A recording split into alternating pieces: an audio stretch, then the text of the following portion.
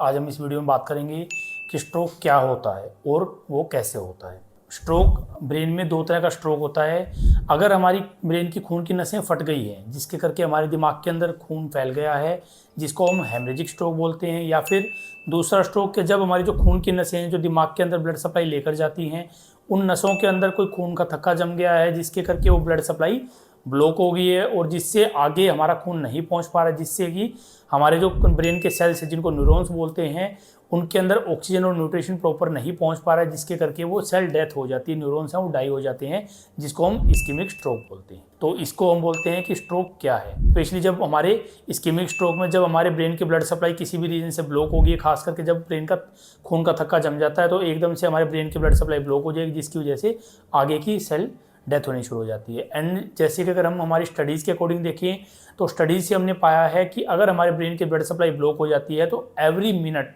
19 लाख यानी 1.9 million brain cells हैं वो डेथ होने लग जाती है, जिसके लिए हमारी मेनली होता है कि हमें जितनी जल्दी अगर हम ब्लड सप्लाई को वापस रिस्टार्ट करेंगे, रिवर्स करेंगे, उतना ही ब्रेन टिश्यू को डेड होने से बचाया जा सकता है। अगर हम और स्टडीज़ के अकॉर्डिंग जाते हैं तो 6 में से 1 इंसान को, अगर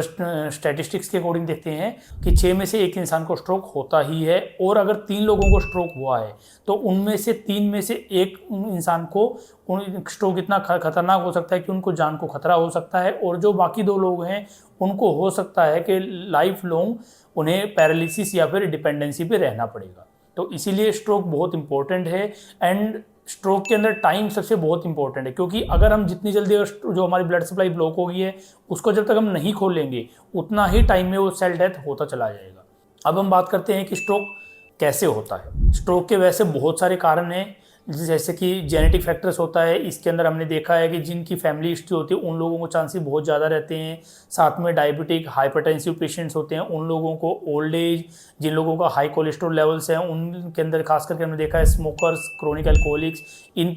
लोगों में भी हमने बहुत कॉमन देखा है कि जो लोग स्मोकिंग करते हैं, अनकंट्रोल डायबिटिक है, अनकंट्रोल हाइपरटेंसिव हैं, या फिर जिनके हाई कोलेस्ट्रॉल लेवल्स हैं उन लोगों के अंदर, तो उनमें क्या होता है कि जो हमारी खून की नसें हैं उनके अंदर धीरे धीरे चूना जमना शुरू हो जाता है, और जब वो चूना जमने लग जाएगा तो हमारा जो रास्ता है, जो खून का रास्ता है, उसको कम कर देगा। फिर एक स्टेज आएगी कि जब उसके अंदर खून का थक्का जम जाएगा, जिसकी वजह से हमारी ब्लड सप्लाई ब्लॉक हो जाएगी। अब क्योंकि ब्लड सप्लाई ब्लॉक होगी, आगे खून नहीं पहुंच रहा है, तो हमारे जो ब्रेन के सेल्स हैं, न्यूरॉन्स हैं, उन तक प्रॉपर ऑक्सीजन और न्यूट्रिशन नहीं पहुंचेगा, जिसकी वजह से सेल डेथ हो जाएगा। बाकी इससे जो रिलेटेड और हमारी वीडियोज़ हैं वो हम डिस्क्रिप्शन बॉक्स या कमेंट बॉक्स में आपको लिंक मिल जाएंगे, आप वो वीडियोज़ देख सकते हैं।